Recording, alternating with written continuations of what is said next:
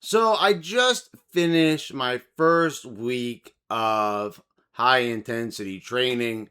So this is basically what I did this week. So it's not exactly Mike Mentzer's plan, his exact workout. There are no supersets, and this might be highly debatable, amongst people that do hit.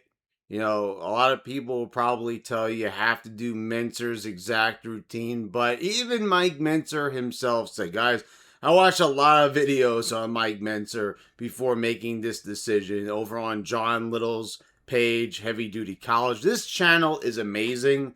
Even if you're not going to be doing high intensity training, I would recommend giving the videos a watch. There are some spectacular videos on there, especially interviews that Mike Mentzer did in the past, both, just audio and, video.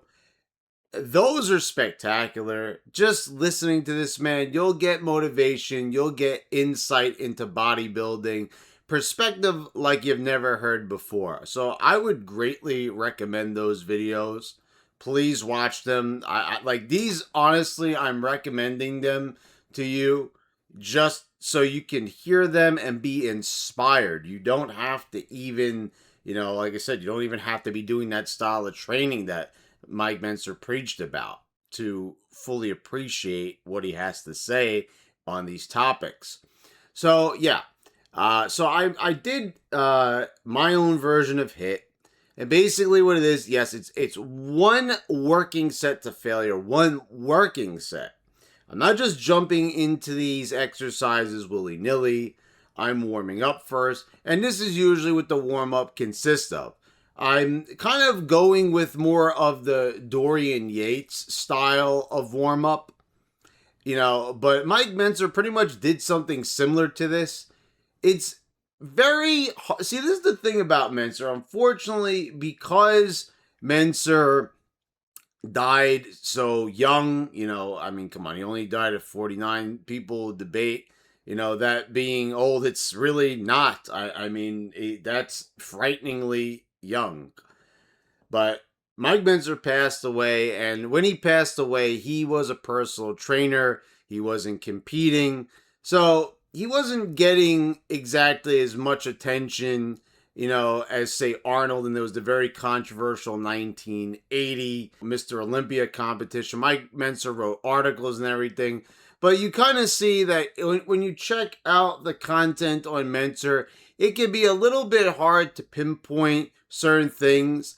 And the exact routine that he did for warm-ups is not really there. You can kind of see it in the heavy duty, workout video that he did with Marcus Reinhardt.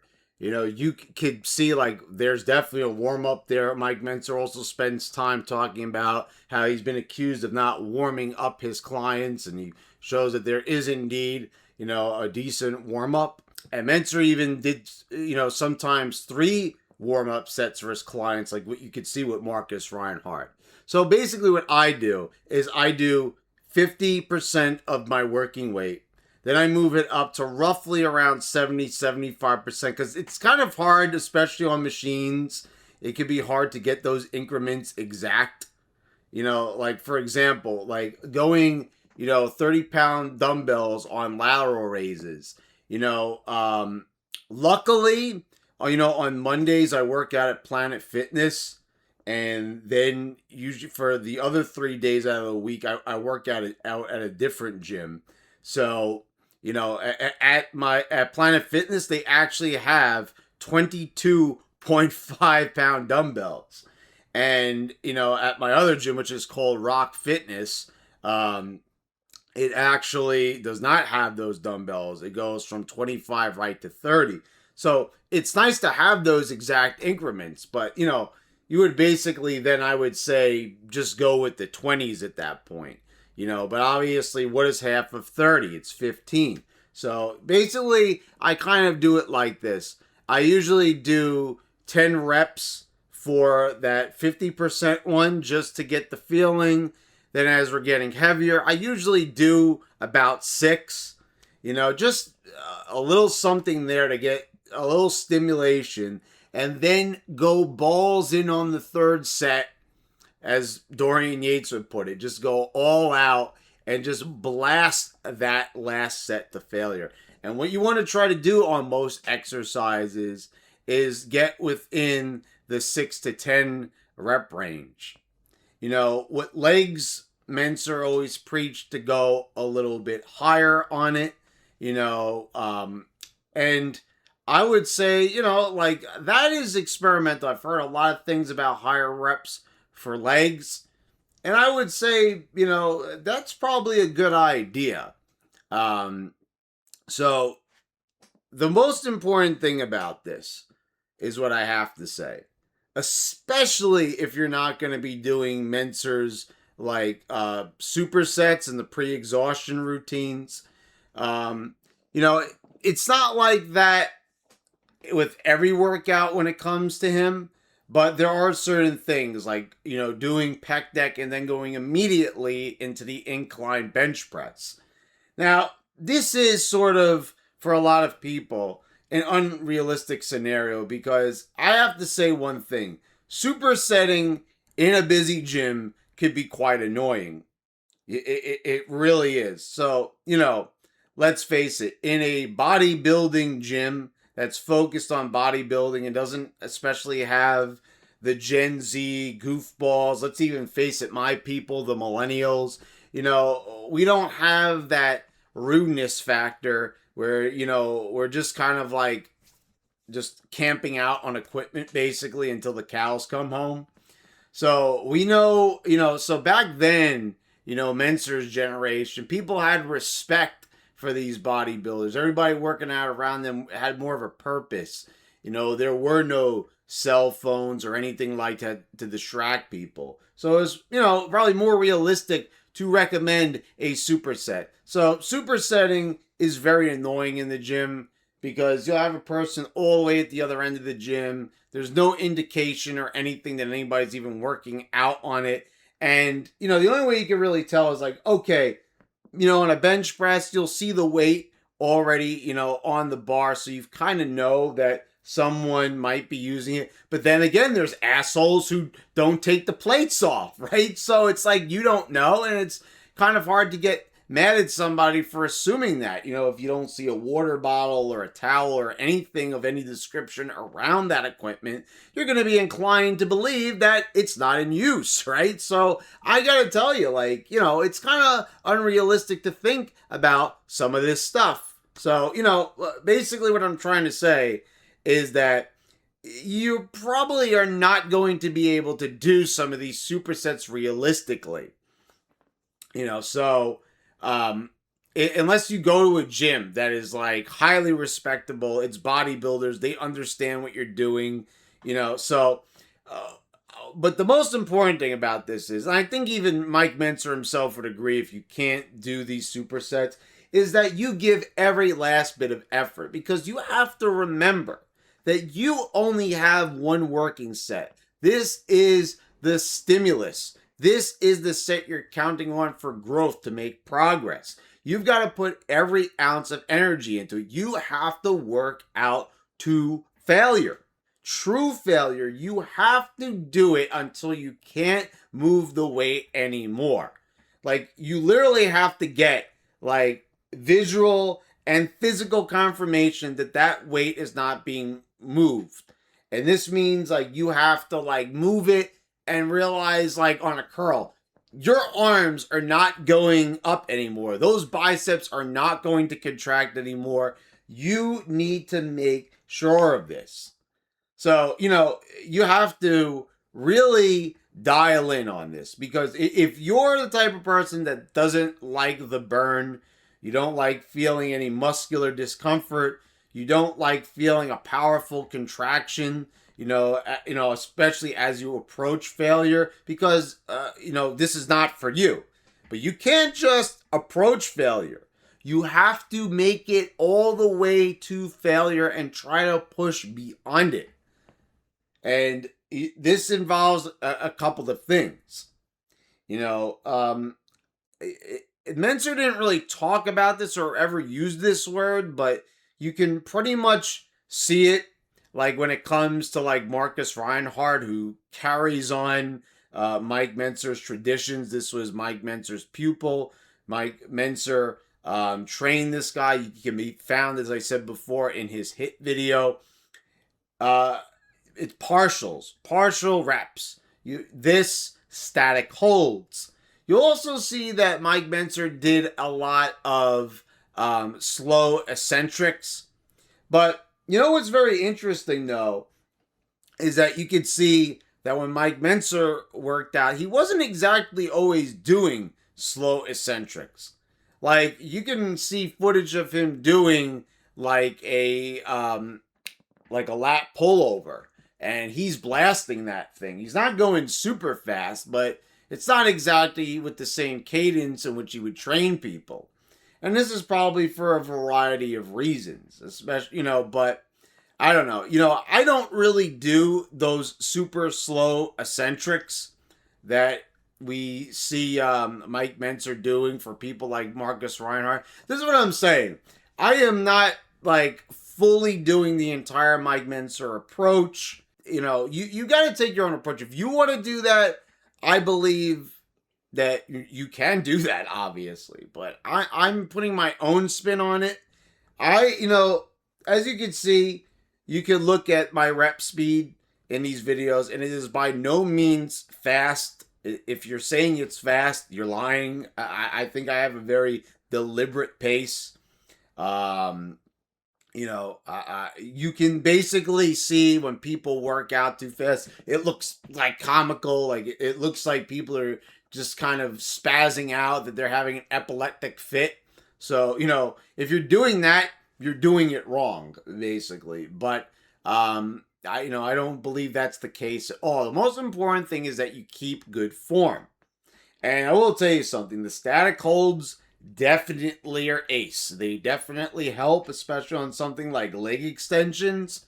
You hold that, and I guarantee you're going to be feeling that in your quads tomorrow. So, yeah, those techniques definitely help, but you have to make sure that you are pumping out every last rep. If there's something in the tank, you're doing it wrong. You're just not working out the true failure, because that is not failure. You have to think about the word failure, and people don't really seem to know what this means. And I think in large part what this means is that people are listening to too much Renaissance periodization, too much Jeff Nippard. Just lately he talked about going to failure. You need to push it all the way. You need to know what failure means. It means you can't move the bar anymore. You can't move the dumbbell anymore. The machine is not moving anymore. The handles, you just can't push. You can't pull. You can't do anything. You are done on that exercise completely. If there's one more left in the tank, especially if there's two more left in the tank, or even, God forbid, more than that, you're not doing it correctly. That is not high intensity training. That is low intensity training. Like, honestly, I'm going to tell you something. You should be making some weird facial expression. You should be gritting your teeth. You should be breathing heavy. You should be grunting, basically, with these exercises, especially as you're approaching failure and getting that last growth stimulus rep in that is going to be your total failure rep, where after that you're barely moving anymore. So those are some big time indicators. People have said this before, and it's true. I think some people are a little self-conscious. They don't want to make faces. They don't want to grunt because, on Planet Fitness, the lunk alarm and shit, but fuck that shit. I've grunted, in the gym. I'm going to tell you something, like, you just really have to not care. This is you. This is your stimulus. You're not doing anything. You're not taking anybody's equipment. You're not being rude.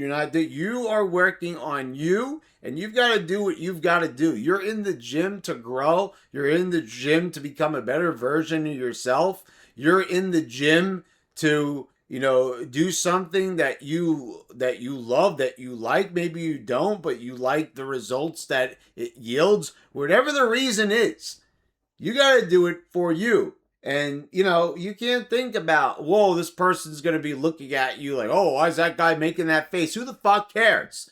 You got to make that face. If that is the face you need to make to push out that last rep on a bicep curl, then go for it. You have to. I make fucking faces all the time. I mean, I have to. I mean, that is just basically what my brain is telling me I have to do. That's also just called a natural reaction. It shows that we're human. I mean, honestly, it's like, yeah, it could be very uncomfortable. And what happens? I mean, like, if you get punched in the face, are you just gonna have like a stone expression? No, you're gonna wince. You're gonna do something. You're gonna have a reaction because you're human. You're human. You're gonna make sounds. You're going to grunt. So it doesn't make any sense to be fearful of those things. You're just being human. And there's nothing wrong, the last time I checked, with being human. So yeah, you have to make sure that you do. So there's a few things that even I need to work on. So like with the incline bench press, great exercise, working with the Olympic bar.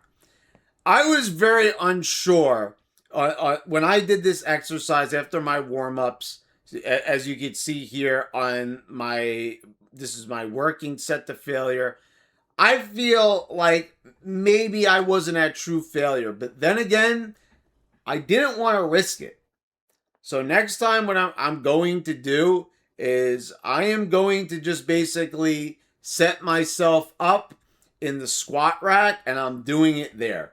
And I'm putting up the safeties. This way, if I can't get that concentric up, I can't, get it up and get that last, stimulus filled rep. I could just dump it onto the safety bars and then that's it.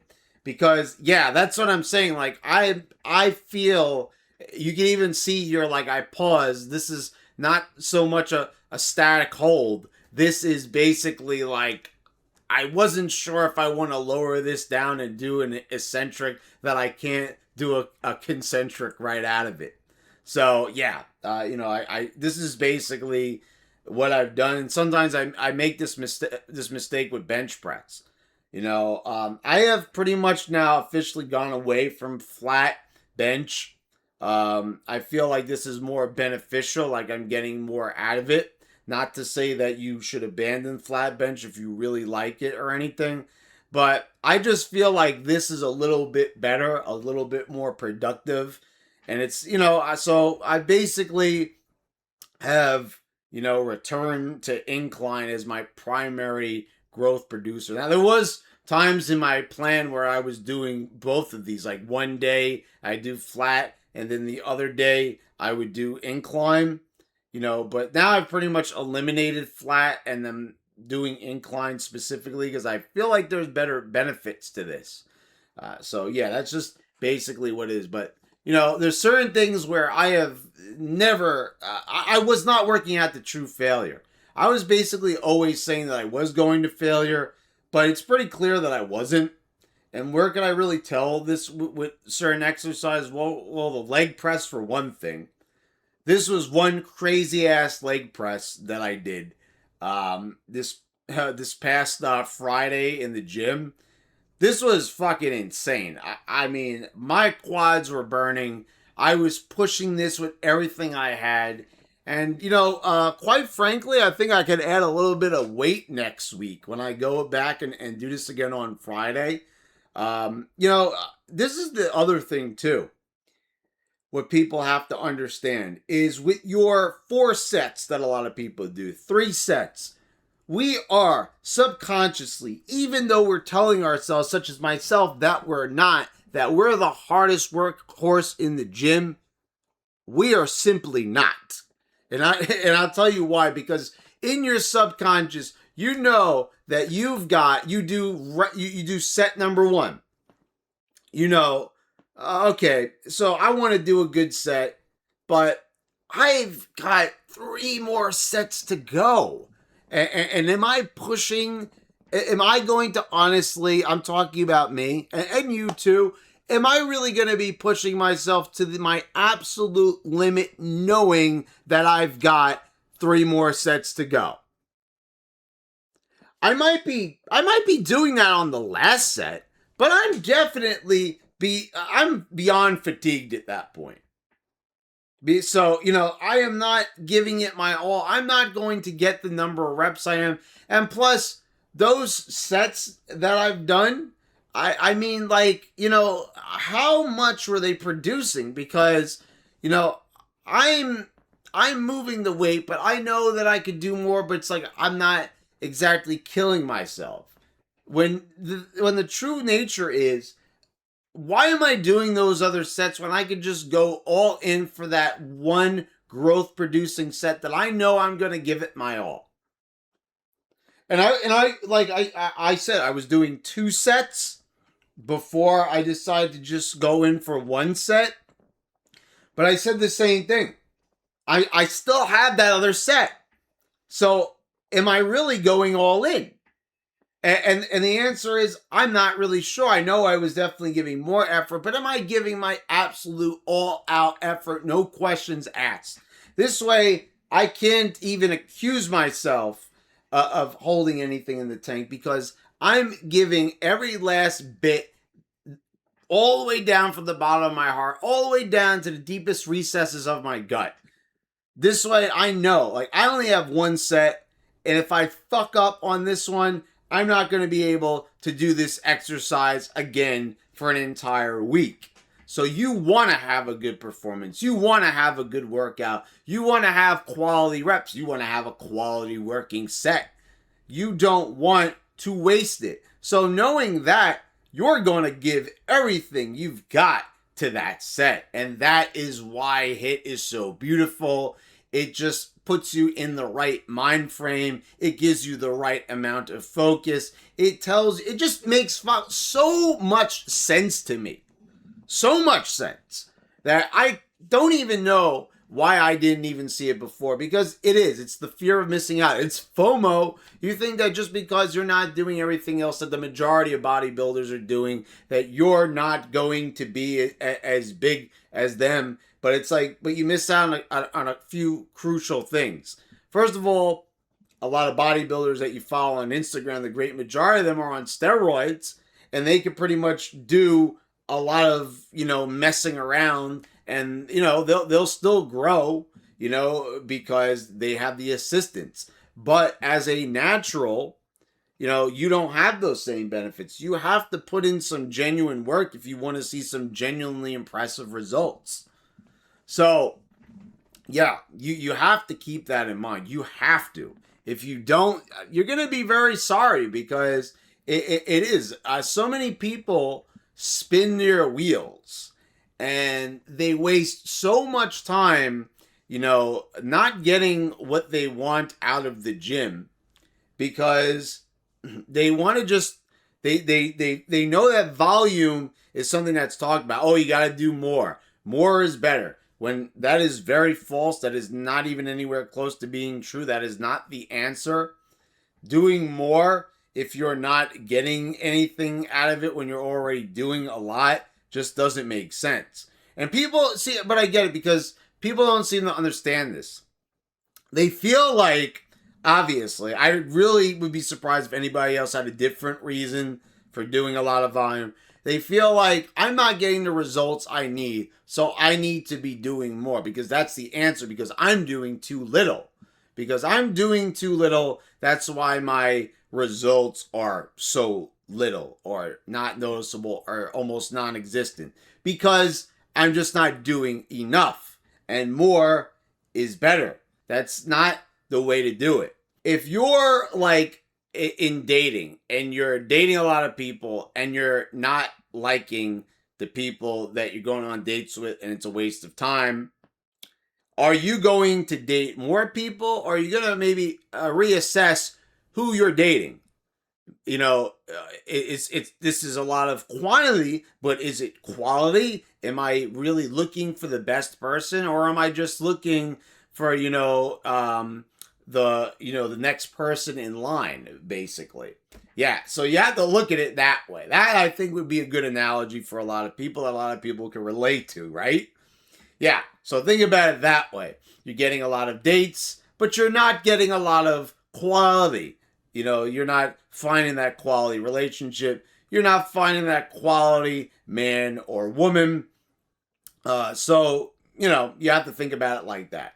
Your exercises, the level of effort you're putting into them, those 4 sets, those 5 sets, God forbid, if they're not producing a lot of results, it's basically like the analogy I just used. You're basically dating a workout program that is just not efficient, and it's just basically quantity over quality. So it's like, I think it's time to delete that dating app, or stay off of it for a while, just like you would with the workout plan you're on, and reassess and retool and think about, just how you're navigating things. So it makes perfect sense to me, especially at this point in my fitness journey. Like, I've already made a decent amount of progress, but like, let's just be honest. I could do better. I honestly could do a lot better. I could shape my body a lot better. I definitely have weak points.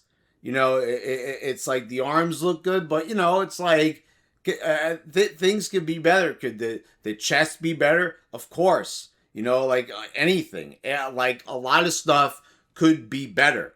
And that is why I want to change things up, because I feel like, yeah, I might be wasting my time with with spinning my wheels with these long workouts that are not really producing what I'm looking for exactly. And I think that you need to do the same.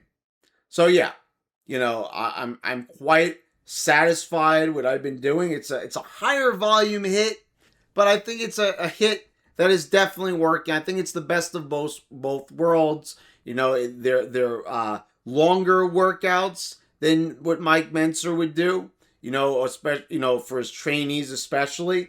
And I don't think that there's anything wrong with that. I think that this is actually, this is working for me. And if I feel like it isn't, can always change it. But for right now, I am pretty satisfied. So guys, let me know what you think in the comments down below. Please subscribe if you haven't already. Click the bells to get all the notifications when I post all my new videos.